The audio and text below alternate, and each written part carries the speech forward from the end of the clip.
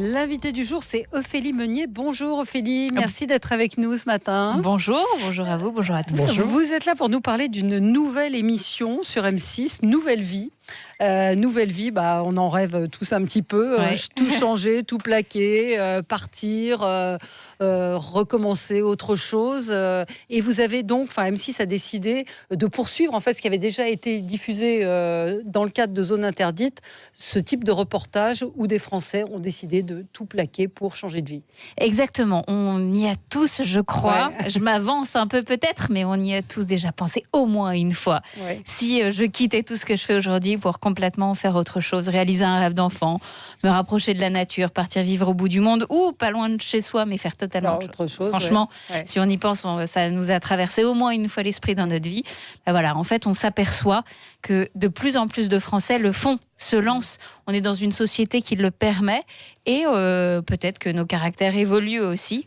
Et donc maintenant, les familles, les Français franchissent le cap et se lancent dans cette nouvelle vie à tous âges, dans toute situation familiale, en couple, seul, avec ou sans enfant, à 20, 30, 40, 50 ans. Enfin, vraiment, il n'y a pas d'âge aussi. Voilà. Avec des destinées et des décisions, on va le voir dans ce qui sera diffusé ce soir, assez radical, des changements qui sont...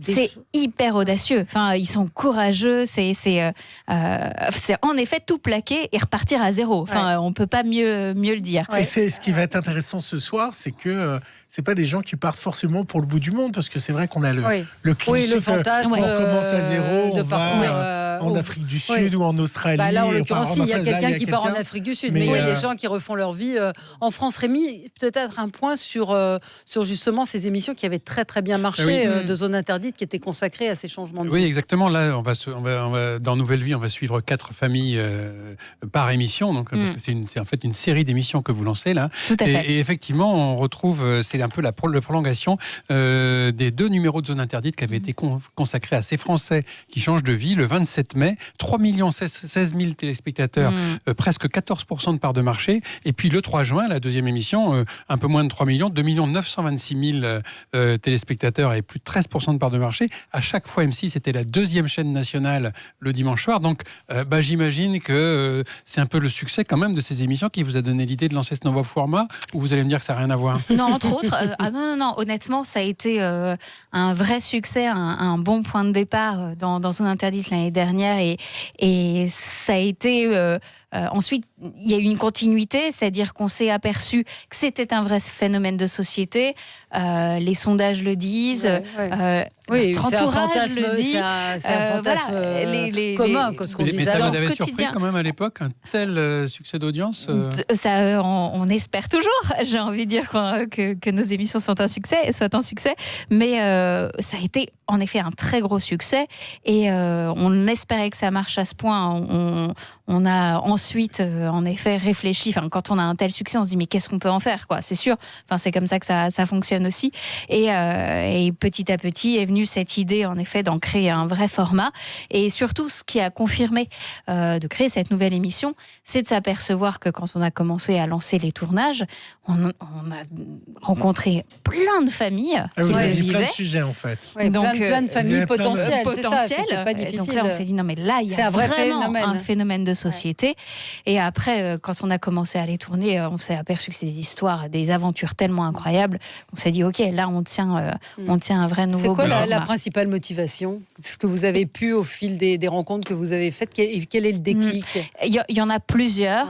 La première, c'est, je dirais, quitter un quotidien harassant, un quotidien fatigant, la vie en ville à 1000 à l'heure, pour des parents avoir le sentiment de ne pas pouvoir profiter de leurs enfants, etc.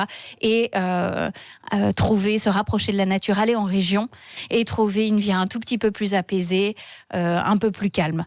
Donc, il y a ça. La deuxième motivation, c'est réaliser un rêve d'enfant. On s'est dit, entre ces 5 et 10 ans, qu'on rêvait d'être toute sa vie. Allez, je prends un vrai exemple de nouvelle vie, boucher. Et puis, on ne l'a jamais fait, pour X raisons. Finalement, on est devenu architecte de luxe. Et puis, à 47 ans, on se dit, mais en fait, à 11 ans, le petit garçon que j'étais avait envie d'être boucher, eh bien, je vais le faire.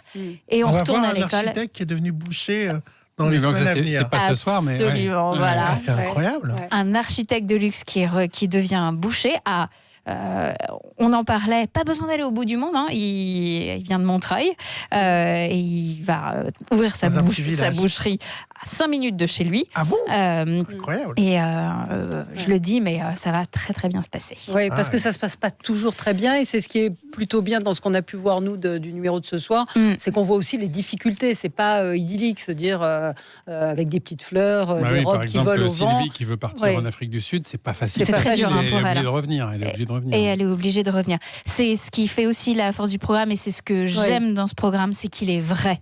Vous allez voir toutes les difficultés auxquelles on fait face quand on prend ce genre de décision. Non, changer de vie, ce n'est pas facile. Déjà, prendre la décision, c'est pas facile. Hein, c'est déjà un premier pas. Mais ensuite, derrière, il y a de toute façon à chaque fois des imprévus. Il faut être très patient, il faut être courageux, il faut croire en soi, il faut s'adapter. Oui, il faut s'adapter. Il faut beaucoup s'adapter, il faut se préparer. Il y a le budget, il y a le budget. On se rend compte que ceux qui ont plus de moyens, c'est quand même plus facile que pour les autres. On voit, alors, c'est pas une question de moyens, c'est vraiment une question de préparation. Parce qu'il y a des familles, en effet, qui réussissent à tenir le cap de leur changement de vie avec des budgets beaucoup moins conséquents que d'autres. Mais voilà, c'est parce qu'ils avaient peut-être mieux préparé, mieux anticipé, mieux compris ce qu'ils allaient vivre. Et dans ce cas, ça tient la route. Donc, mais on aborde aussi cette question-là, parce que je pense que c'est des questions auxquelles on se pense. Une des premières questions à laquelle se pose. Est-ce qu'il faut vraiment avoir beaucoup d'argent ? Comment je vais faire financièrement, quoi. Donc tout ça est abordé aussi. On se retrouve dans un instant pour parler donc de cette nouvelle émission Nouvelle Vie présentée par Ophélie Meunier. On en parle dans un instant avec vous sur Sud Radio. L'invité du jour, Ophélie Meunier, qui est avec nous, qui présente Zone Interdite. Enfin, vous êtes un petit peu arrêtée en ce moment pour une heureuse raison, mais vous présentez cette émission Nouvelle Vie, donc nouveau format sur M6. On vient de l'évoquer. On va suivre 4 familles dans les différentes étapes de leur changement de vie. Rémi, vous vouliez revenir sur ce qu'on va voir ce soir sur M6 ? Oui, ce soir, il y a plusieurs cas. Il y a Sylvie qui veut partir en Afrique du Sud. Il y a Daphné et Quentin. Daphné veut s'installer comme épicière dans le Beaujolais. On a parlé de Benjamin Nicolas. D'ex-londonien, directeur marketing dans le monde de la mode, et puis un ingénieur dans le pétrole qui vont s'installer dans les Pyrénées. Et puis il y a la famille Ross qui décide de partir en camping-car, Christelle et Stéphane. Et on est étonné parce que on se dit mais c'est quand même un peu incroyable. C'est fou, Vous parliez de préparation tout à l'heure, c'est très très bien préparé leur affaire. Alors eux vraiment ils sont persuadés qu'ils sont faits pour la vie nomade. Donc ils décident quand même de quitter la vie sédentaire, de partir vivre pour un temps indéterminé. Parce qu'ils sont installés, on les voit fêter leur départ avec leurs voisins. Ils sont très intégrés avec leurs voisins et ils décident de quitter un grand logement où les enfants ont tous leur chambre pour 10 mètres carrés. Et c'est parti pour 10 mètres carrés sur les routes à 5. Donc non, franchement, c'est assez bluffant. Notre famille Ross va... Vous verrez ce soir comment plier en japonais. Mais ils vont revenir après, ou c'est quoi leur projet de vie ? Vous voulez que je vous raconte, un petit peu, un petit peu.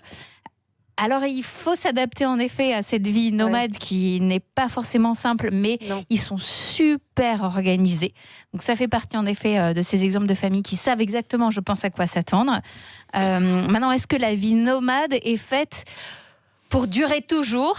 C'est la question. Je pose la question et je vous influence un petit peu dans la réponse. Ce qui est intéressant aussi, c'est qu'ils ont créé une chaîne YouTube et que ils partagent leur quotidien. Qui partagent au quotidien, pas depuis très longtemps. Donc tous les jours, ils partagent. Vous dites dans le reportage qu'ils avaient 25 000 personnes. J'ai regardé aujourd'hui, ils en avaient 32 000. C'est-à-dire que c'est... et l'émission n'a même pas été diffusée. Après, ça va encore augmenter. Et on se rend compte que... ils font partie de ces familles très inspirantes, je pense. Et qu'ils disent on change et on raconte tout ce qu'on fait tous les jours, et il y a énormément de gens, ça rebondit sur votre idée de concept, il y a énormément de gens qui sont passionnés par ça. Oui, je crois que les gens ont besoin de voir, et c'est ce que j'espère qu'on va offrir avec Nouvelle Vie. Moi, c'est ce que je dis aux gens, c'est changer de vie, on en rêve tous, mais est-ce qu'on le fait? Non, on le fait jamais vraiment. Mais il y en a qui le font. Au moins, je vous donne la possibilité avec Nouvelle Vie de vraiment voir de manière très authentique à quoi vous attendre. Et après, vous prendrez votre décision. Mais du coup, ce concept, on sait qu'il y a plusieurs émissions, mais en fait, ça pourrait devenir complètement récurrent. Tant que nous serons dans une société, honnêtement, c'est ce que je nous souhaite. C'est ce que je nous souhaite. Vous dites qu'il y a la matière, en tout cas, pour mais ça. il y a la matière pour. Et tant que nous serons dans une société, en effet, où on aura cette démarche d'esprit-là, nous, on sera prêts à vous montrer ce que ça donne dans la réalité. Vous êtes resté en contact avec tous ces gens? On a des nouvelles de tous ces gens, forcément. On s'y attache. Je me suis attachée. Voilà, j'ai des histoires qui m'ont bouleversée. J'ai des histoires qui, quand je les ai découvertes, m'ont vraiment fait pleurer, m'ont mis les larmes aux yeux.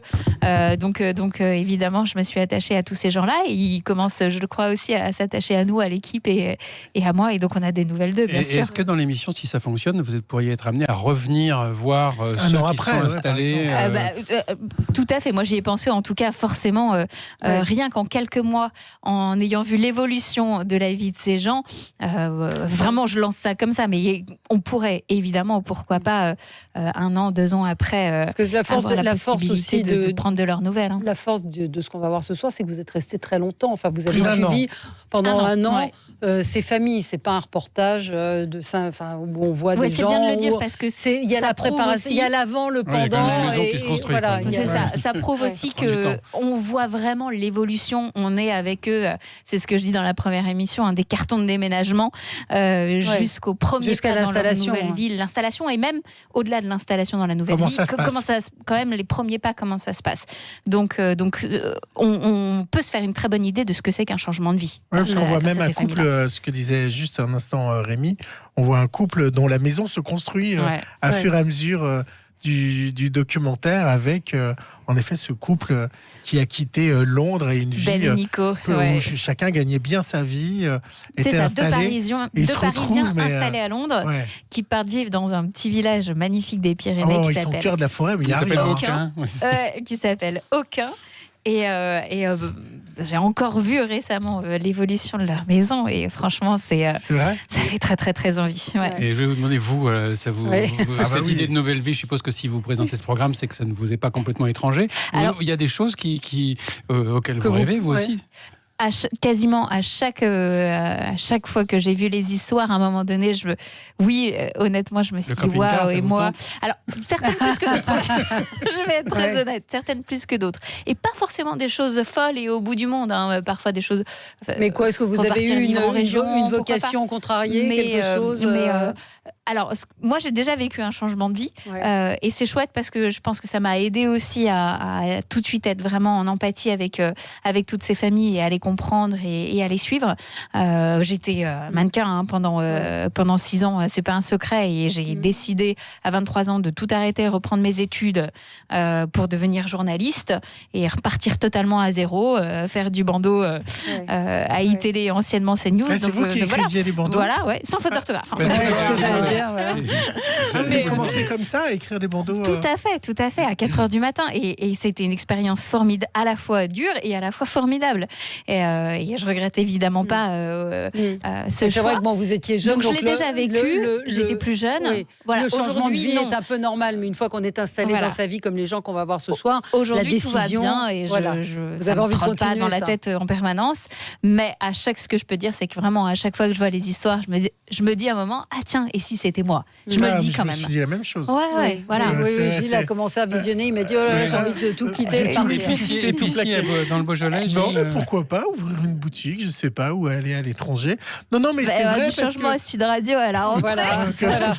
Non, mais c'est vrai qu'on se pose tous de se dire, est-ce que finalement dans mon quotidien, est-ce que je suis heureux, est-ce que je suis pas Est-ce que j'ai fait tout ce que je voulais faire? Voilà, exactement. Et puis j'ai pas enfoui certaines choses. C'est ça. Et puis c'est des défis qui se lancent quand même quand on voit une des participantes ouvrir une boutique, ce qu'elle n'a jamais fait. On la voit à un moment essayer de comprendre comment la caisse électronique fonctionne. C'est ça, c'est une épicerie, une épicerie dans un petit village. On se dit, oh là là, ça va être compliqué avec ses enfants. Mais on sent qu'elle est plus heureuse, même si c'est plus dur, en fait. Mais c'est très bien résumé. Parfois, c'est pas la difficulté du quotidien qui fait le bonheur, c'est l'accomplissement de soi-même et la réalisation d'un projet. Et on le découvre. Et les difficultés, on les les affronte beaucoup mieux quand on fait ce qu'on a vraiment envie de faire. Ça, c'est un beau message aussi qui est passé dans Nouvelle Vie. Vous pensez que c'est une façon d'essayer d'échapper à la crise, à la crise sociale à laquelle on assiste depuis des mois et que finalement, c'est une façon individuelle d'essayer de s'en sortir, entre guillemets? Ça pourrait être une solution, en tout cas.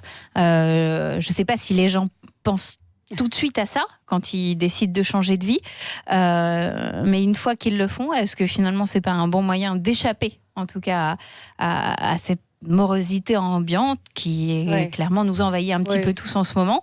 Mais vous avez le sentiment que le mouvement s'est amplifié depuis quelques années, où il y a toujours eu des gens qui ont eu envie de changer de vie, mais là visiblement vous êtes en train de nous dire qu'il y a de plus en plus de gens qui passent à l'acte. Qui passent à l'acte, exactement. Ça, on va le constater déjà en voyant si l'émission marche, et je nous le souhaite, puisque finalement tout a démarré il y a 1 an pour nous, cette aventure Nouvelle Vie. Donc on n'était pas encore... il n'y a pas les gilets jaunes. Voilà, on n'était pas encore dans cette crise sociale à laquelle on fait face en ce moment, mais en tout cas, ça va être intéressant à l'avenir de voir si ça s'amplifie. Est-ce que quels sont ceux qui vous ont le plus frappé, le plus étonné parmi tous ceux dont vous allez nous raconter l'histoire? Alors très sincèrement, c'est vraiment pas pour faire de la langue de bois, mais il y en a peu qui m'ont pas frappé, voire pas. À chaque fois. Vous disiez ému quand même tout à l'heure. Pas tous. Ce soir, le cas de Sylvie m'a énormément ému. Celle qui part en Afrique du Sud. C'est une femme qui a passé sa vie à s'occuper de ses enfants, de ses chiens, et a clairement, on le sent, se mettre entre parenthèses. Et à 53 ans, tout plaqué comme ça dans sa Loire. Il faut raconter aussi qu'elle a perdu beaucoup de poids et qu'elle a changé physiquement. Exactement. Et qu'elle a voulu aussi accompagner ce changement physique avec ce changement mental. Un changement mental, exactement. C'est très profond, l'histoire de Sylvie. De voir ses enfants qui lui disent « Mais vas-y maman, t'as raison, c'est le moment de penser à toi et de faire les choses pour toi. Parce que les proches réagissent pas tous de la même manière. On va le découvrir aussi ce soir. Ils sont souvent assez interloqués. Vous saisissez ce moment où on l'annonce. Quelques mots sur Florence Traînard qui vous remplace. Grâce à vous à une nouvelle vie.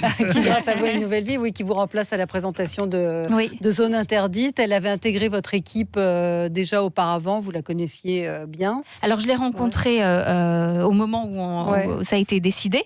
Donc dès que ça a été le cas, on s'est tout de suite vu et elle a tout de suite en effet intégré la rédaction pour être en immersion avec l'équipe et nous suivre, me suivre sur les plateaux et prendre un petit peu la température de l'émission avant de se lancer, tout à fait. En tout cas, quand on commence à regarder, on est vraiment pris par les histoires, de ces 4 familles. Donc, désolée par avance tous les employeurs qui vont avoir des démissions. Voilà, nouvelle vie, nouvelle émission ce soir sur M6, présentée par Ophélie Meunier. Merci d'avoir été avec nous ce matin sur Sud Radio. On se retrouve dans un instant. Merci à vous.